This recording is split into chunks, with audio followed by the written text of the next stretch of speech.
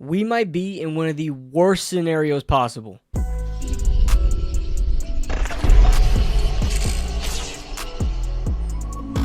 What's going on, guys? What's going on, 27 Squad? Welcome back into another video. Again, when it comes to these post-game videos, it's not much like a post-game video at all. In fact, we're probably not going to talk anything about the game because, quite frankly, I don't really care what happened in the game. Malik Neighbors had a good game, as always. It's the only player I'm really looking at, and Tyrone Tracy, but that's pretty much it. The Giants are just the Giants at this point. I really don't care about their game at this point. I don't even remember anything about the game besides a 45-yard touchdown and Kayvon Thibodeau getting a sack. I don't really care. What I do care about is the final result and where that leads the Giants as far as the draft order goes. Now, I just finished doing a live stream that was about 2.5 hours long that YouTube put a content strike on. That was one of my best live streams. You guys came out to support. I appreciate every single one of you guys. Hopefully, I can fight YouTube on that and trim out all the sections that need to be trimmed out. But yeah, it was amazing to chat with you all. But we talked a lot about where the Giants are as far as draft order goes and where to go from here. So as you guys know, the Giants did lose the game versus the Eagles 20-13 in a game where it was they were clearly tanking. I mean, running for it on third down, going for it on almost every fourth down that you had. They were clearly tanking. And they wound up losing the game. However, we already know that Cleveland lost their game against Baltimore, and so they locked up a top 3 pick. Now, all we needed to do was watch the Tennessee game against the Texans, in which CJ Stroud didn't even play, and they got absolutely mollywopped. And we had the New England Patriots going up against the Buffalo Bills, and therein lies the problem. You see, if nothing changed between Tennessee and the Browns, two teams that were probably going to go after a quarterback or are probably going after a quarterback, we needed somebody ahead of them to possibly trade with in a scenario like the New England Patriots, who are not obviously going to get a quarterback having Drake May. So in winning their game, they actually dropped down to the 4th overall pick, putting the Giants at the 3rd overall pick and Tennessee and the Browns at 1 and 2. This is a terrible situation for the Giants if you want the Giants to get a quarterback in this draft. Now, I really do want to make a video later on this week about what I actually think about Shedeur Sanders and Cam Ward, because I'll be honest with you, this isn't the best quarterbacks to choose from. I would much rather go in different drafts to choose a quarterback to draft this high. However, this is the scenario that the Giants are in. This is in the predicament that the Giants have themselves in right now. They're forced to try to get themselves a quarterback, and if not, you just have to go best player available. And that leads me to my next question. Where do the Giants go from here if they don't get a quarterback? But before we get into that, make sure you guys check out BetUS. Obviously, they're sponsoring the channel. 150% sign-up bonus up to $2,000 on your first deposit. Second and third are 125%.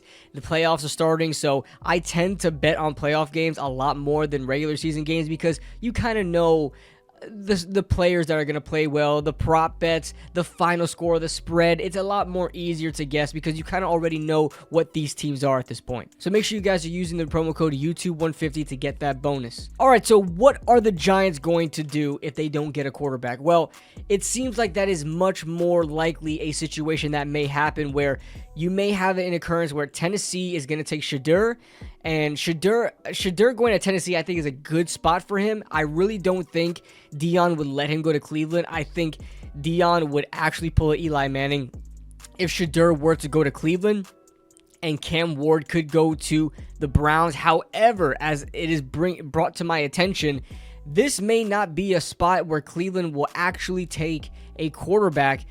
Cleveland is in cap hell right now, and a big part of that is due to Deshaun Watson and his 100% guaranteed contract. You guys can see his cap hit for the next couple of seasons and his dead cap hit. They have to start him. They have to play him. And if they draft a quarterback, they will be sitting them for a while.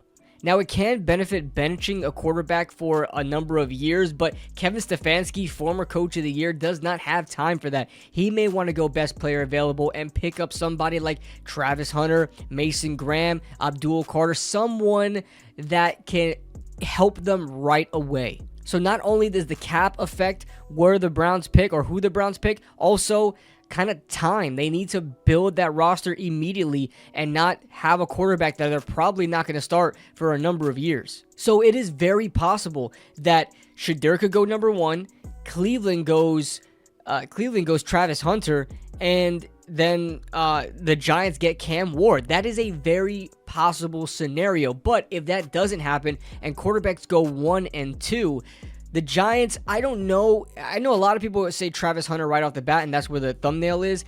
And as I watch Travis Hunter a lot, I don't know. I haven't watched anybody else yet. I don't know. I don't feel like he is the best wide receiver out there or the best cornerback out there. I feel like Travis Hunter is really kind of boosted up because he plays both positions, and I want to let everybody know that Travis Hunter is not going to be playing both positions in the NFL. Maybe he'll do it because he really seems like he's committed to doing it. Maybe he'll do it for the first 1 or 2 seasons in his career, but you can't expect him to be pushing 30 and playing both positions. Charles Woodson eventually had to stick to one position. So then you would have to figure out where is he best fit for and what do the Giants need? Well, Travis Hunter to me is probably a better cornerback than a wide receiver as I've done my evaluations on him. I'd say he's a better cornerback, and the Giants need a cornerback 1. However, are they willing to go that high to get Travis Hunter, not knowing what he really wants to do at the NFL level? I don't know if it's really his choice or if it's the coach's choice or however that works, because I'm sure Deion Sanders is gonna have a hand in Travis Hunter's career, probably as much as Shedeur's. But I don't know. Do the Giants go Mason Graham and try to pair him up with Dexter Lawrence, or do they get Will Johnson and try to pair him up with Deonte Banks and see who is that number 1 cornerback out of all of them?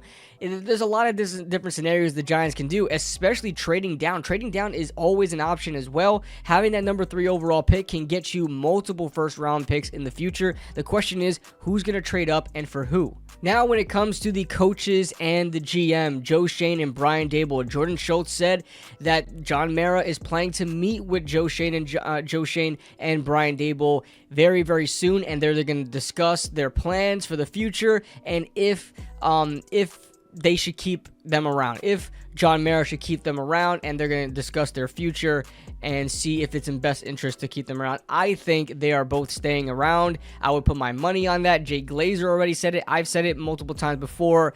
If they're tanking and John Mara is a part of it, they're going to remain. Now, would it be a bad thing for them both to stay? Sure. I know a lot of people are upset that both of them are staying. But at the same time, even if the Giants don't, this might be a good situation for us at the end of the day, because even if the Giants don't come up with a quarterback, that might time everything perfectly where now they're both staying together, Joe Schoen and Brian Daboll, and if they need to be fired next year, which would probably happen, if they need to be fired next year, both of them are fired. We get a new GM, new head coach, and a new quarterback all in the same year, and that starts a full rebuild. Because even in 2022, Joe Schoen and Brian Daboll were hired together, but they did not get their quarterback together. Okay, Daniel Jones has already been there. This would be a actual full rebuild, building from the ground up, and we may even see guys be traded with the new GM. We may even see guys like Dexter Lawrence, AT, be traded. I don't know if that would happen, but guys that are taking up a lot of cap may see themselves out if we get a new GM. So although I'm not thrilled about both of them staying, it's definitely better than just keeping Joe Schoen, because if you ask me if one should stay and one should go, I would probably pick Brian Daboll over Joe Schoen to stay. And if Joe Schoen has to stay, it's just going to be a vicious cycle where, let's just say Joe Schoen stays.